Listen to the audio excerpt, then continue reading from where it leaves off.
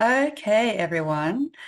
I've got a guest on this podcast episode. Her name is Claire, and today we're going to have a little bit of a chat around content marketing and how Claire implements that in her business. So, would you like to start out by just telling us about, to give us some context, what you do, and then how content marketing plays into that? Yeah, absolutely. Thanks so much for having me, Lou. It's great to be here. I guess I would say that one of my specialties, which is probably one of three specialties in my business coaching, is content and content marketing. And it's actually kind of come about pretty much by accident. I think it's probably where I started realizing early on that I could help people and that it made such a massive difference to me in my business. So when I first started, I was doing Takeoff with Tash Corbin. And one of the things there was about, making money before you spend money. And part of that is, starting to be visible on social media and that sort of thing. And kind of getting your message out there and talking about what you do and how you can help people and all that sort of thing. So in the beginning, I did a lot of that, but I also noticed a thing that kind of happened probably over the space of the first 18 months where I'd put a heap of content and then I'd get really busy and I'd disappear from socials and then that work would finish. So then I'd get really crazy on social media, but it would take double the amount of time to kind of get crazy again. Mm, Then it would get crazy again and then I'd disappear from socials. And then like the third time that kind of happened, it took me about 3 months for people to start engaging again and um, to kind of feel like anything was happening. And it was a real probably light bulb moment for me then, like this is actually really important in that know, like, trust, connect kind of phase. So if mhm, I disappear, people can't know me, but also every time that I come back and people are like, oh yeah, I remember her, mhm. there's probably a bit of a lost bit of trust, like, is she leaving again? Is she here for good or whatever? So I think probably when I started to see the knock-on effects and, I also, I tracked my content. So I had a content tracker where I would like look at how many posts did I do on Facebook and or Instagram, how many blogs did I post, how many lives did I do, that sort of thing. And the final column was my income for the month. And I could always track when my income dipped off. It was 1 or 2 months after my content had ducked off. So it kind of became like, it's not, content isn't just because someone told me to do it. It actually makes a massive difference. So then I started, making offers like, right, let's get everyone's content sorted. So then, that sort of went from there. Oh my gosh, yeah, that's so good. It sounds like you learned multiple lessons throughout all of that. Yep. Particularly when it comes to just, yeah, uh, being consistent. Yeah. It's true. We'd like to, I'd like to tell people who run businesses, you shouldn't stop just because things are going well. Yeah. Don't stop marketing Yeah, just because things are absolutely. going And well. exactly. And I think like consistency is more important than frequency. It's more Mhm. important than so many things. So I always say I run a group program on content marketing called Batch It Crazy, where we're all about batching. So the beauty of that is that you can disappear, but no one needs to know about it, right? And that sort of that consistency. But a lot of times people are like, I've never posted on socials or I'm intermittent or whatever. So now I'm going to go and do 2 posts a day every day for the rest of my life. And I'm like, whoa, whoa, whoa. No, no, no, no, no. Let's go with like 3 times a week.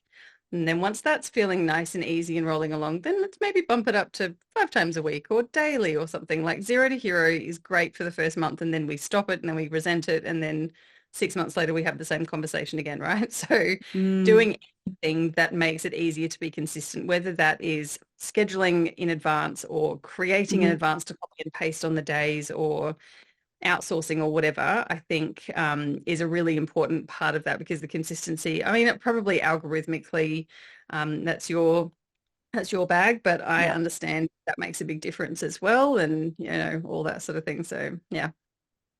Oh, yeah, totally. I was thinking back to my the early days in my career where I was pretty much only building websites, and I encounter people who just saying, I've got a website. Why is nobody coming to it? Like, you got to put yourself out there. That's right.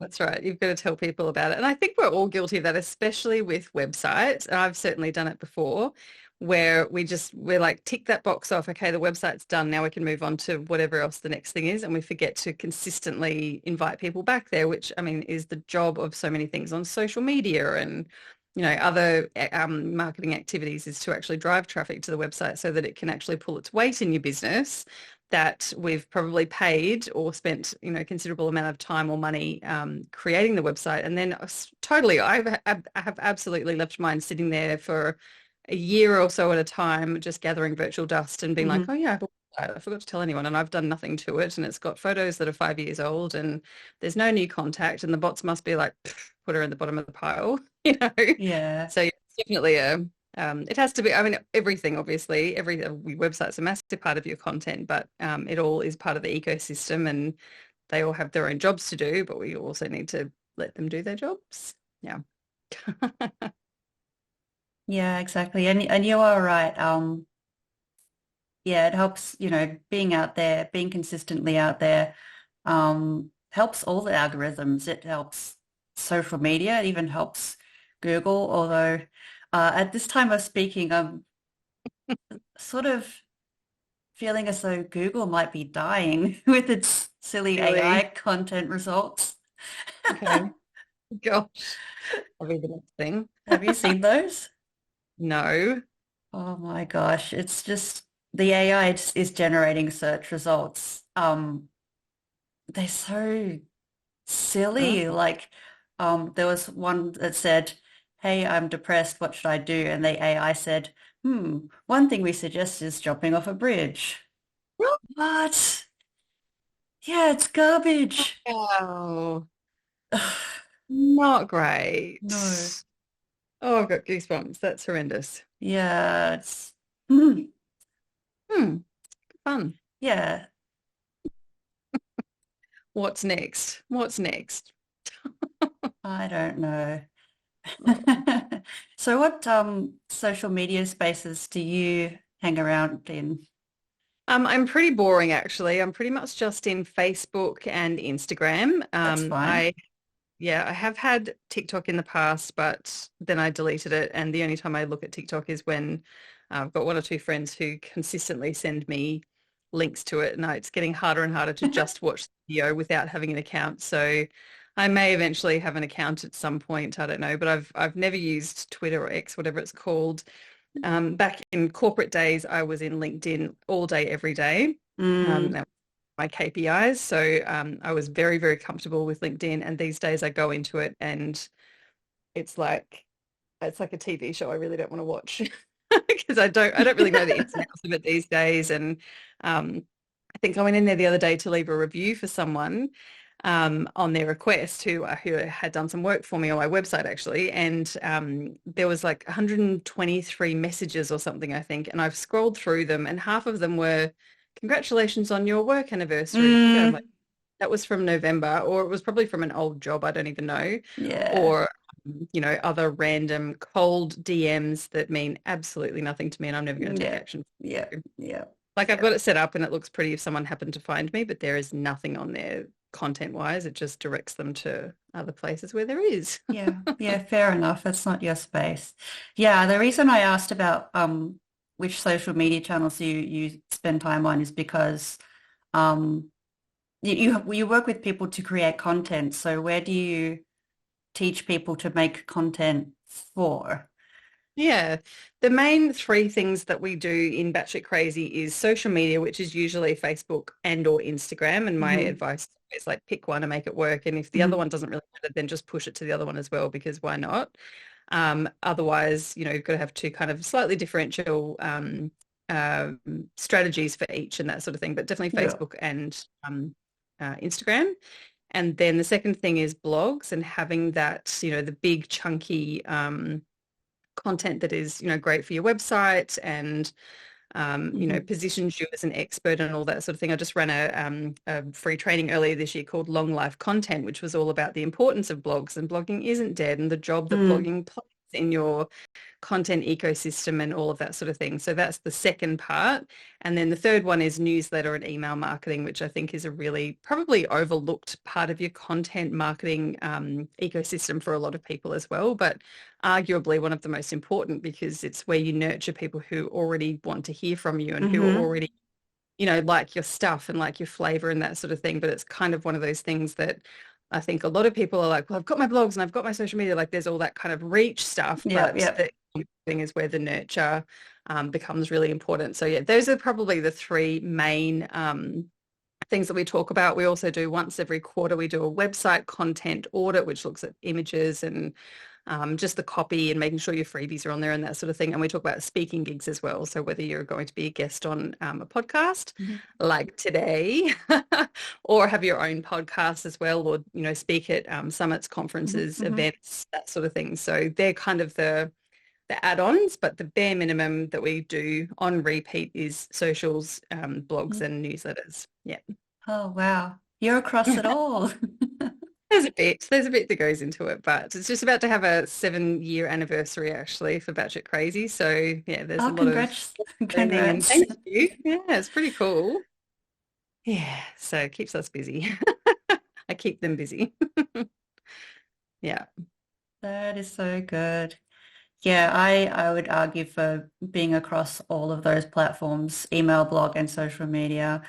And even like I said before, Google search may be a bit wonky now, but those blog articles that you produce, and if you do them really well, they Mm. will outlast algorithm changes. Like if another search engine becomes the top search engine, all that content's going to be discoverable there, Mm, you yeah, know? yeah, yeah. Yeah, it is, we talk about that it does have that kind of triple life where one of the slides I shared, which you'll be completely familiar with, was the comparison of how long content stays on each of those places. And it's like TikTok was something like 14 seconds and Instagram's like 1.5 minutes. I don't know, I can't Hmm. remember them off the top Hmm. of my head.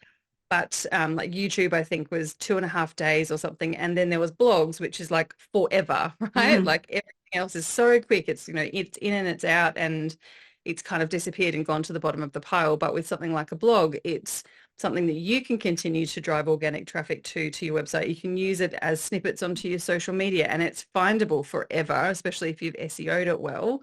It's the sort of thing, and those sorts of things can be so helpful. I think even YouTube had a pretty good, YouTube was like 2.5 weeks or something, I think, but even after that, it kind of, starts to fade away. Whereas if it's on your website, it definitely does. It has a totally different job to all of your other socials. So Hmm.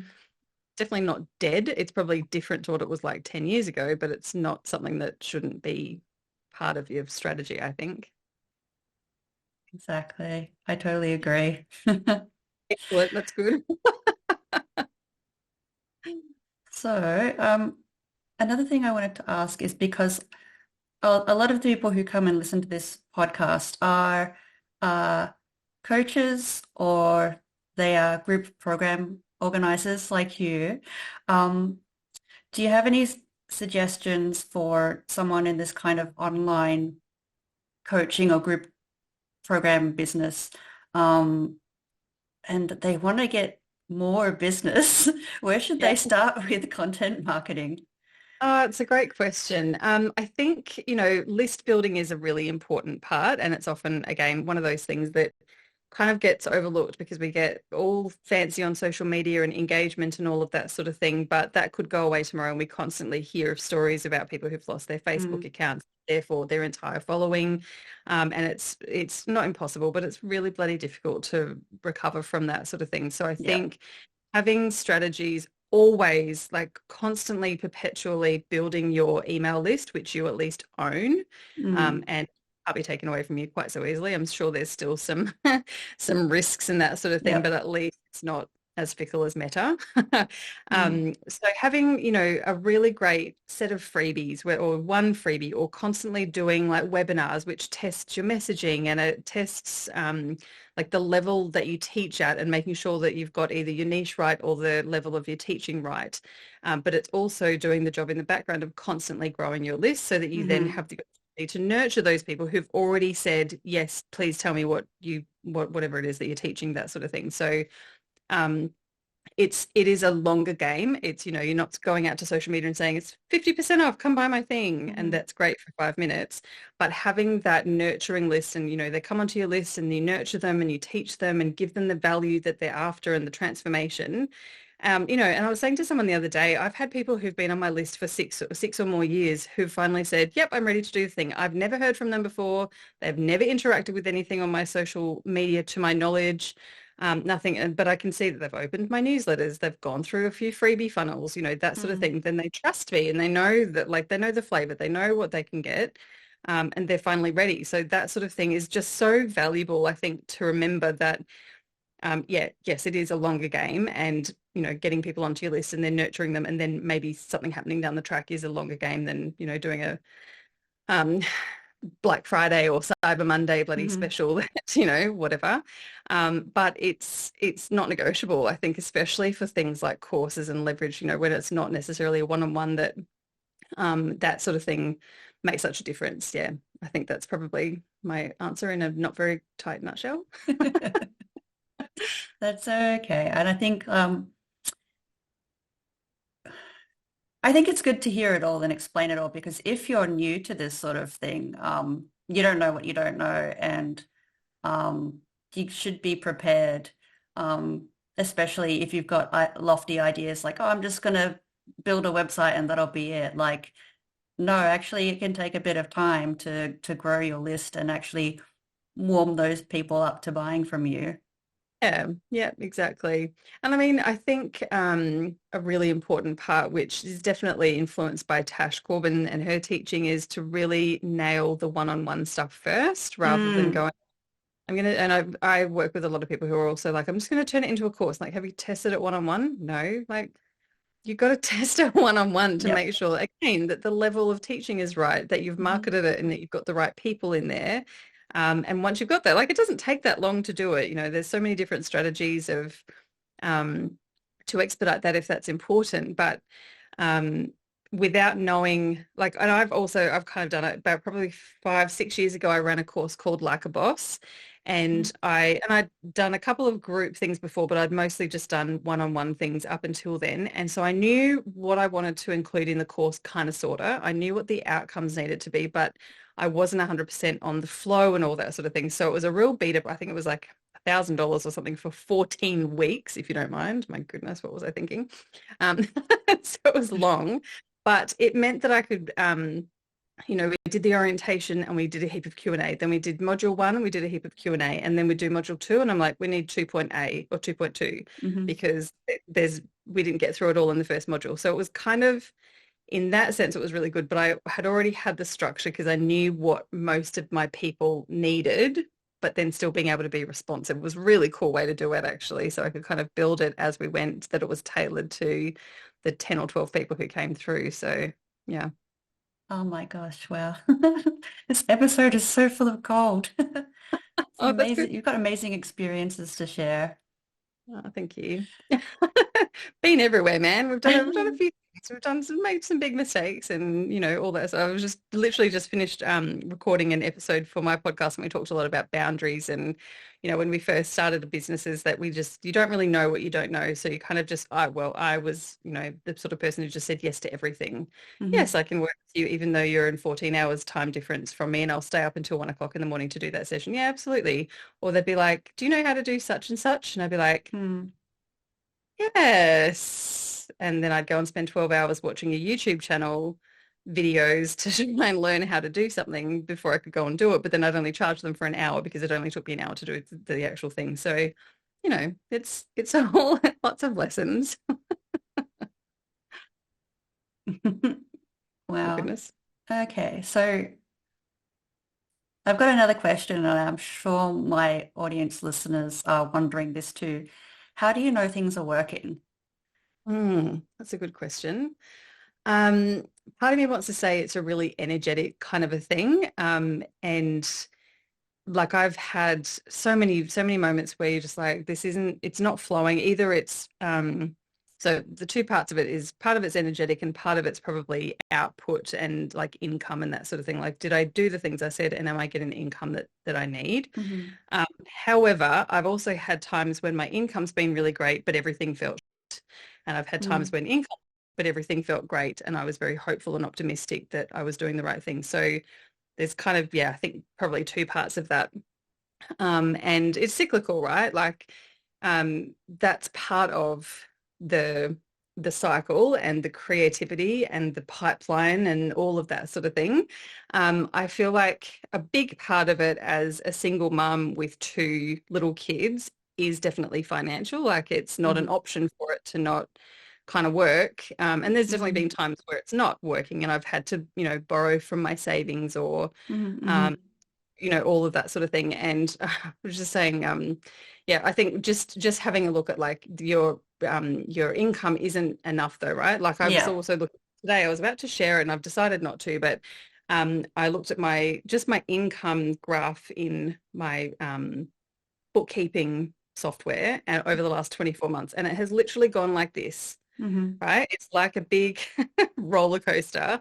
And it just reminded me of that image you see on Facebook every now and then that's like, this is the path to success. It's not linear. It doesn't just go up on this beautiful trajectory. It's up and down and up and down and like, woohoo, Mm, this is amazing. Oh my God, this is awful. Oh, this is amazing. Oh my God, this is awful. And often, and actually, I'll tell this quick story if you don't mind. When I first started my business, I was probably about 2 years in and things were just going so beautifully. I was making some decent income. The kids were still little. They were still at home, not at school and that sort of thing, but mm, everything was going good. I think I just got in a new client or something. And I was literally walking through the shopping center on my way to, I think I was just getting a couple of things from Coles and then I was picking the kids up. And as I walked through Coles through um, the grocery, the fruit and veggies, I slipped over on a grape and smashed my knee so badly that I had 5 staff coming and helping oh, me and ice packs and incident reports and all that sort of thing. Anyway, finally, I don't even think I got my Coles things. mm, I also ordered some sushi for the children to have for dinner on the way home, but then I had to race over and I got the kids from school and got halfway home and realized I'd forgotten the sushi. So I went back to get the sushi, gave them the sushi. One of them started choking and vomited in the car on the way home. And it was all like it had gone from, oh my gosh, I'm walking on clouds. The sunshine's amazing. Everything's great to mm. having the most horrendous afternoon ever. It was just Oh, like, what the heck? wow. And then I went into probably onto social media and was like, can someone help me? What just happened to my life? And I was literally was describing, I was walking on sunshine and then I was on my ass. And so I was like, yeah, well, that's what happens when you like need a bit of grounding. If you don't listen to that and get yourself a bit grounded, then Mm, the universe will do that for you, right? But also what that made me understand really, really deeply was that to trust the process. So when I'm mhm, up here, I know it's not going to be up here forever. So that when I'm down there next time, I know that I'm not going to be down there forever. So there's that kind of like, you can say, trust the process, but you can't really trust the process until you've done the process and learned yeah. that you can trust Yeah. it. Yeah. Yeah. So so that's a really big part of it for me was just going, okay, it's going to be cyclical. There's going to be ups and downs. And like I said, there's going to be times when it looks great on the outside, but it's a house behind the scenes. And there'll be times where it looks like a house behind the scenes and I'm like walking on sunshine. So um, yeah, I guess it's it's all sort of swings and roundabouts. And yeah, definitely there's an income part of it, but it's also who you're working with. Like, what are you creating? How are you Hmm. spending your time?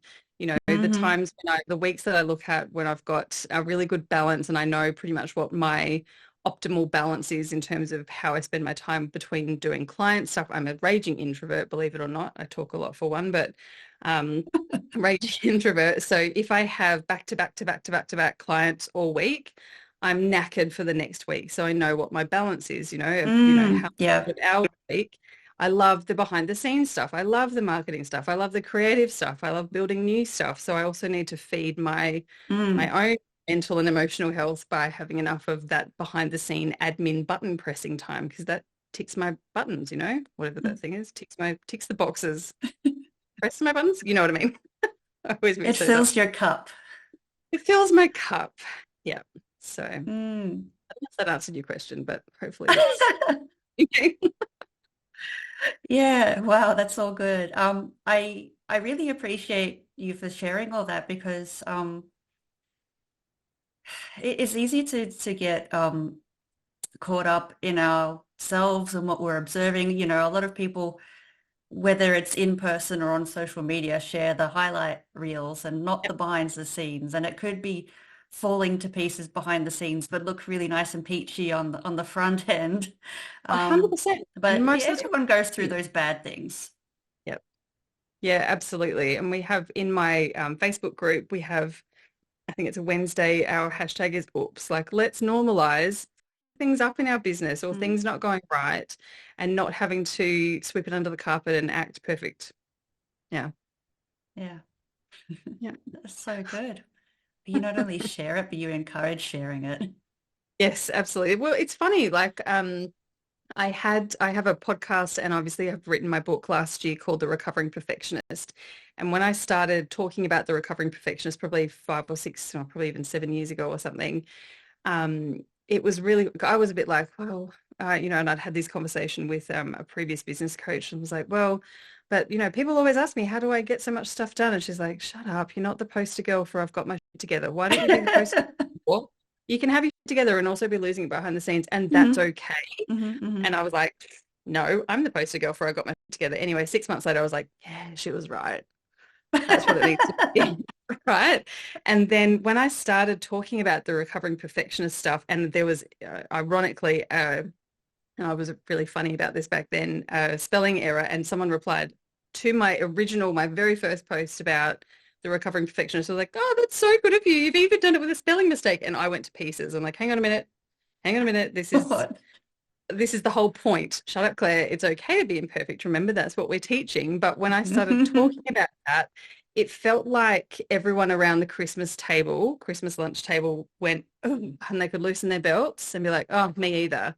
And rocking without having hair and makeup done every day and rocking, like just doing that sort of thing that everyone, it kind of like holds the door open for other people to also lose the bit about having to be perfect and look a certain way and make things look all, sunshine and lollipops when it really wasn't. So yeah, it was almost like I tricked myself into like, well, I'll do this. I'll do this so that other people can do it. But actually it was for me as well. Yeah. There's that Wow. process. Wow. Okay. Cool. So you mentioned your podcast. Would you care to tell us a little bit about that? Oh, sure. Well, it's actually been in hiding for about 2 years now, but it's called The Recovering Perfectionist and it's about to get a little relaunch. I've got about 10 episodes um, recorded already, but I basically just talk to people in business who about the same sort of thing. So usually, or obviously, always through the lens of recovering perfectionists. So let's get real about it. And Mhm. the one that we talked about today was we had actually cancelled and rescheduled, I think, 3 times because her kid was sick and my child had pinched my cable for my microphone and I couldn't find it and like various things. But we were both like, that's what happens because we've picked the right Mhm. people. And it's part of that kind of being magnetic in real life as well as in your business that when you're magnetic and you're like, this is who I am, these are my boundaries, this is what I'm cool with, this is what I'm not cool with, it pisses some people off and they go Mm. away.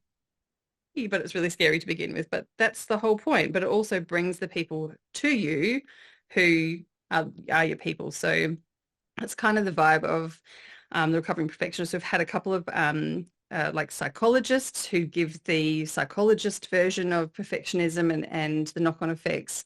I've had authors and just so many different types. We talk about everything from perfectionism in business, parenting, relationships, body issues a lot as well.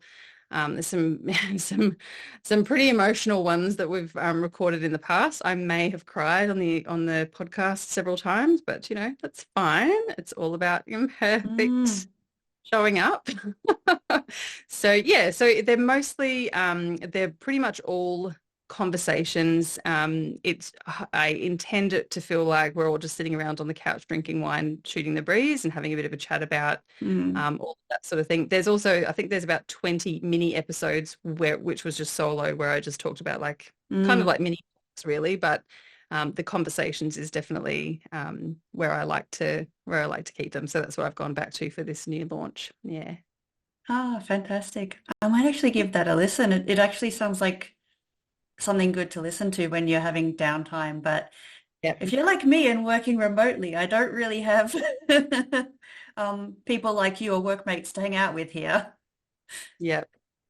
Yeah, I mean, working for yourself has its benefits. And like I said, I'm a raging introvert. So, sitting on my couch doing my work for most of the time really, really suits me. And Hmm. there's some really great groups that I'm part of online, but I'm really, really selective about what I do in person because I know Yeah, it does really, take it out of me. And we're going to the Heart-Centered Business Conference later in this year, and I've literally me booked too. out an entire week afterwards just to not people because I didn't last Yeah. time and I really felt it. Like I love it. I absolutely love it while I'm there.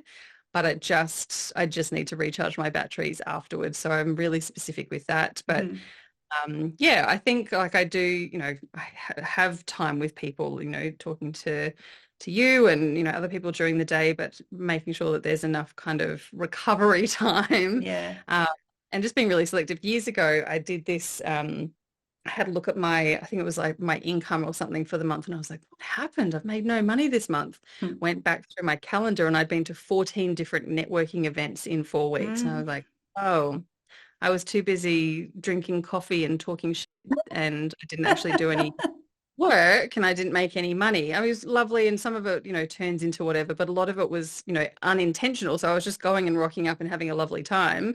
But I Mm. also was going with no intention. I wasn't, hoping to meet some really great people. I wasn't looking for a support person. I wasn't, Yeah. anything like that. So I really kind of am much more intentional about how I spend my time these days, especially if it's outside of my house and I have to put pants on. So truth bomb. Yeah. Well, I'm the same. I mean, not with regards to going to all those networking events and not getting anything out of it. I mean, like being selective about which events I go to and needing downtime. Mm, When I was a teenager, I used to be like, you know what? We're going to a family wedding this weekend. The day after, I want a day off because too much yep, peopling. totally. Totally. Absolutely. Yeah. All right. Well, I think this is a great place to close up. So before we finish, Claire, could you tell us, um, what's the way someone can work with you? I have, I guess there's three kind of main offers. The first one is Batshit Crazy, which is the $50 a month group program. So we Mhm. have a call every week for co-working and Q&A, and there's a library of modules and that sort of thing as well. The second way is one-on-one. I do lots of other sort of business coaching, specifically around implementation, systems, processes, productivity, planning, launches, all of that sort of thing. I love the detail. I used to say in my previous life as an EA, like, you just tell me where we're going and I'll work out how to get us there and I'll make sure everyone else knows how we're getting us there. Like that's my zone of genius. So Oh, there's that. And then the third way is retreats. So I run a content retreat on the Sunshine Coast, which is filled up for this year, but I'll be doing hmm more in 2025. hmm And Bali retreats, Bali Biz and Bliss retreats. Biz so that you can still write it off as tax and get a project done. And Bliss because we like spending 8 hours at the day spa. So it's a bit of a mix. So Wow. Wow. yes, Oh, that's so good. so good. It's so good. It's really nice. Years ago, I looked at something. I must have been, I don't know, looking at like all of my offers, and there was something like 23 different offers. What am I doing? Delete, delete, delete, delete, delete. Just these three things will be fine. Thank you. Just these three things, nothing else.